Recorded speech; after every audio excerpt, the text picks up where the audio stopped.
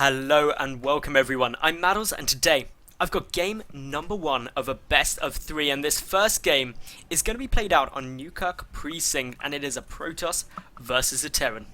Now down in the bottom left position, spawning as the blue Protoss player from team XMG, we have ToD.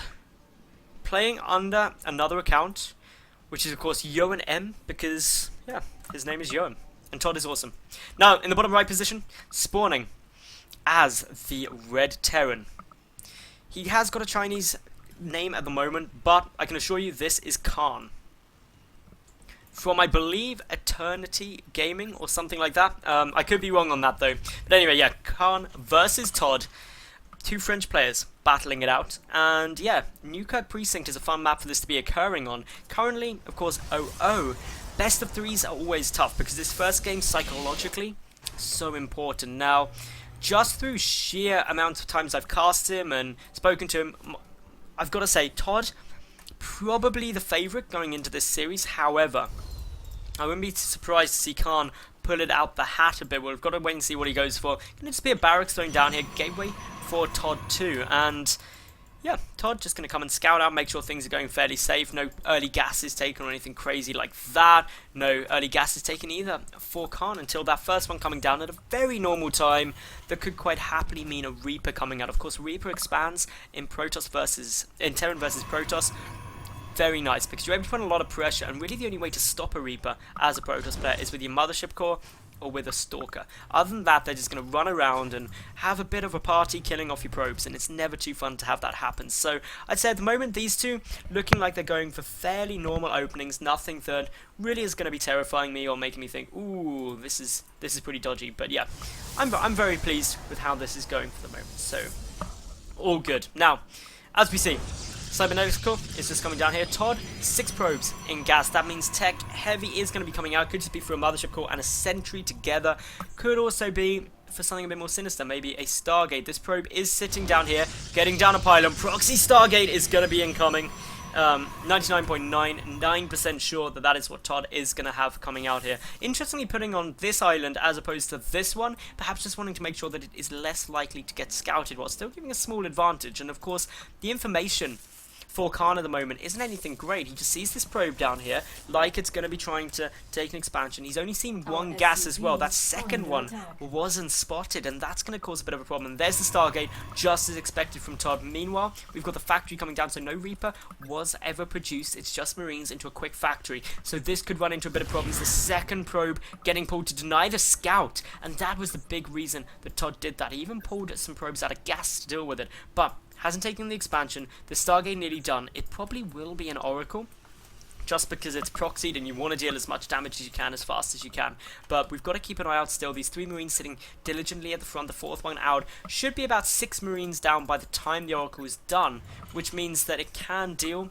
with an Oracle if they come back very, very quickly in a straight up fight. But now the Starport on its way. There's the Oracle. Chrono Boost hitting. A Widow Mine is coming out. This could be disaster if the Widow Mine comes in the mineral line. Well, a Widow Mine will knock out an Oracle pretty damn quick. So that is something that ToD definitely needs to be careful of. He's sending a Stalker out the front. Remember, of course, that the vision currently for cArn, he doesn't really know too much of it. So he has no idea what ToD's doing. He only knows there was one gas down. I'm going to see this Stalker. Pretty normal time for that Stalker to be poking and prodding, but the Oracle coming out, a second one coming too. This is a big commitment, and it looks like, ooh, ToD actually going to try and go through the front door here with that Oracle. Brave move, especially with that Widow Mine sitting there. The Widow Mine trundling its way forward. The Stalker may actually see it though. That would be a massive scout. Does spot it. Is going to have to pull back. The Oracle, of course, doesn't want to get taken out. Where are all of those Marines? Well, they're coming back. A second Widow Mine about to pop out. The Oracle taking a considerable chunk of damage. The second one already on its way with the Phoenix following it up. So the Oracle does still need to be careful not to get caught out by one of those Widow Mines. It would be devastating. It would deal so much damage and not something that would want to happen. Now, brave move here. The Widow Mine in the mineral field. So, of course, that means that if it detonates over the top of the SCVs will take damage, and that's always dangerous to see. But a quick little pickup and now drop back out to get the Widow Mine in is going to be moving forward. Where is the Phoenix? Well, it's coming out, ready to help support these Oracles. Of course, the Medevac knows what is up. The Phoenix there too. Now, of course, ToD, if this medevac decides to drop out its cargo, will just trigger those oracles as quickly as possible. The Widow Mine is now down. ToD, I hope he's paying attention. He's not, and he loses one of the oracles. great little bait there out of cArn, and that means that, of course, suddenly ToD took a big hit. That's not what he wanted to lose, but now quickly activating this Oracle, gonna come in and try and deal some damage. The Phoenix coming first, hopefully to soak up the hit from the Widowmine. But yeah, it knows that it's there because of the Envision, so sees exactly where that Widowmine is, but it's meaning the Oracle really isn't doing anything, waiting for that second Phoenix instead, now dealing some damage. The Oracle not able to pick off anything so far. ToD has only killed a single worker from this proxy Stargate. He doesn't have his expansion down, only just taking it now. The saving grace though is cArn's command center is being made in his main and is only just about to finish, so he's not terribly far behind in that respect. He's equal in terms of the worker count, but this Oracle, there's 3 Oracles came out in total, I believe, and well, they didn't do too much, so, sorry, 2 in total came out, plus these 2 Phoenix, and so far they really haven't done anything at all, just now picking off a couple of Marines, but that's hardly anything at such a late stage for ToD. ToD really needs to deal some more damage if he wants to level up this game, and of course, well, cArn, he doesn't want that happening. He's getting down Stim and Combat Shield simultaneously. He's got that Orbital Command up, and he's got a decent number of Widow Mines around. The drop discovered the Stargate, picks off the Proxy Pylon, so of course now the Stargate is unpowered, cannot produce anything more, hurting the production of ToD. The Marines even trying to chase down these Stalkers. Brave move. A Widow Mine is coming back to try and really help. Does get lifted though by the Phoenix and will take it out. And of course now the Marines going to take some damage from this Oracle. Will lose the fight just due to the pure nature of there's 2 Stalkers there as well, but will not be able to get the Stalker, even though the Stargate, even though they have managed to depower it and prevent anything coming through. The Oracle still just wandering around. Widow Mine still one of the frontier. Missile turret coming in the back. Clearly, cArn needs to be just cautious to make sure that any additional Oracles or even the one out on the field doesn't deal too much damage. But ToD back at home with the Twilight Council coming out with the +1 armor on its way down, suggests he's going to be going into some kind of Charge Lord Archon style composition. So, in come the Phoenix. Got to be very cautious though because the missile turret is there. ToD sees it, pulls straight back, doesn't lose anything, that's fine. The Stargate still unpowered. ToD can't really get out there to repower it quite yet. Is instead getting down photon cannons in both mineral lines, just in case a Widow Mine drop comes down. That's the defense that ToD's going for there.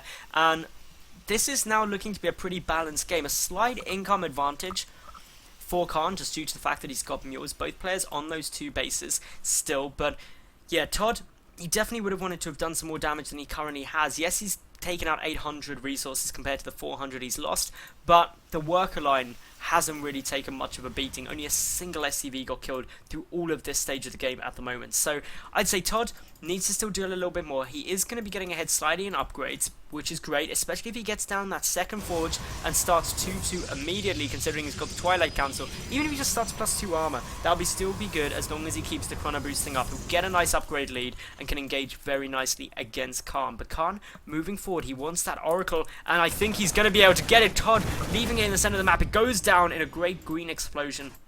And that means that the push coming forward, just the small Marines, a few Marauders in the medevac, but with Concussive Shell, Combat Shield, and +1, that's a fairly scary push, ladies and gentlemen, and that's something that ToD is definitely going to be trying to get in a good position to defend. He's got enough energy for a Photon Overcharge on that Mothership core, but look at what's coming in the back, a push in the front, trying to distract attention so that this medevac can come sneaking in. But remember, Photon Cannon is there, but the Twilight Council somewhat explodes. The Phoenix trying to sneak through, doesn't get it, it's on patrol command, and that means the drop coming down. The medevac needs to get moved back though, just to prevent a quick little warp in. Simultaneously though, at the front we've got a small group of infantry. ToD pulling back, triggers Photon Overcharge, realizes this is a multi-prong attack, and just does everything perfectly in order to defend that. Pulls his army back while Photon Overcharging in the natural to make sure that he's safe. 2 additional gateways coming down, and +2. Already a quarter done. So +1 weapons not quite finished yet for cArn, but he's getting down a couple of additional tech labs and reactors, pumping so much infantry at the moment. The only downside is his medevac count. It's just a 1, so could definitely do with a couple more medevacs in my opinion. ToD now going straight up to Templar Archives. He's going to be ready for those storms. And of course, as every Terranal player will let you know, storms ruin days, they ruin games. The fact, of course, that ToD is trading more effectively already is not going to be too much of a good sign for cArn, but ToD getting down the robotics bay as well, robotics facility, is getting himself into a nice spot. The third, though, is coming down for cArn, and this third could be very important, because if ToD doesn't take his own fairly soon, he will fall behind economically exceptionally fast, even without considering the fact that mules are there as well. So ToD needs to secure up his third Nexus ASAP. He's still running around with these 2 Phoenix. Just trying to find any stray units that may come out, if he can pick them off. Now, these two Widow Mines, I'm interested to see what they are planning on doing, what fun times they're going to be getting up to, but the Phoenix have seen them, and unfortunately that means Widow Mines are going to die.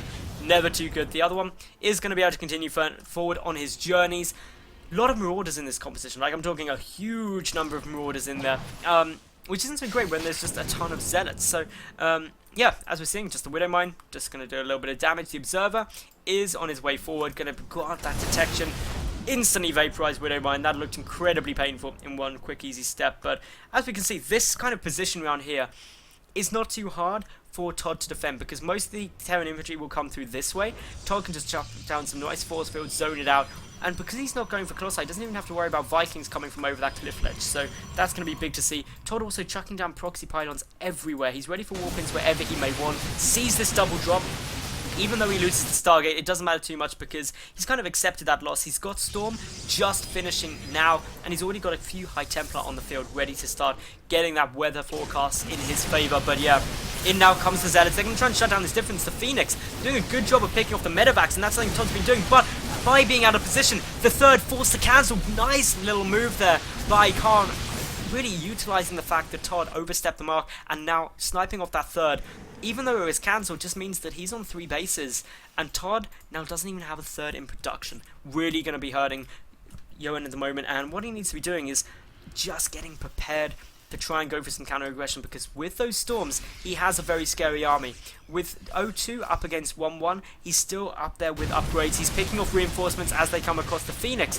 Even though they're only picking up a couple of Marauders at a time, certainly enough to really pick apart a few bits of this army, and as we can see, for the moment, cArn, his army is completely split in 2, but the danger for ToD is that he could get sandwiched. He does not want that to happen, so that's why he's going after these units. Storms can start coming down, and that's what we've got to keep an eye out for. ToD starting to hit those storms. Units coming from behind as well. This is really where these storms have to be perfect, but a complete surround, that was always going to be the issue. These High Templar running in towards their death. They've got enough energy for Storm. One goes down, and ToD, with some hallucinated Archons, managing to just about win this fight. Picks off most of those units. In terms of resources lost, cArn still losing more, plus a small Zealot weapon is annihilating the mineral line at this third base, picking off so many SCVs here. This is the sort of damage that ToD would have wanted. Still so many hallucinated Archons are in this mix, and the Zealots giving ToD, for the first time in a while, the worker lead. Now a single Reaper is coming out, and yeah, I'd just say now ToD, if he's able to knock out this orbital command, is going to get very, very happy. But does he have any High Templar with his army? No, they're all back at home, so he has no storms available. Does have enough energy for a mass recall though, and is going to do exactly that, and I cannot blame him for 1 second, because he was a bit out of position, but he's forced this third to retreat back, allowing him some time to get his own third up.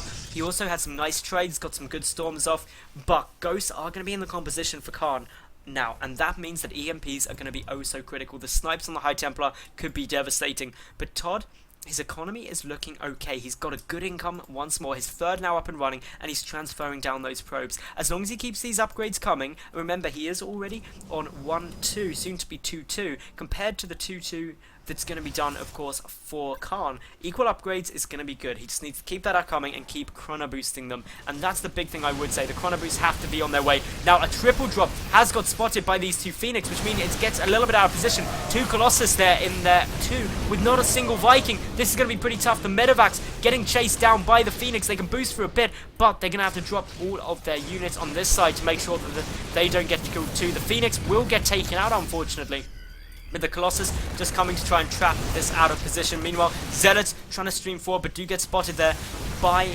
cArn, and even though this army gets taken out of position, ToD, he still lost those 2 Phoenix. That means that defending against drops in the future will be a bit harder. Viking production has also been started now that the Colossus have been revealed. The first 2, though, only just now coming up, and this is where the delicate balancing act occurs for cArn.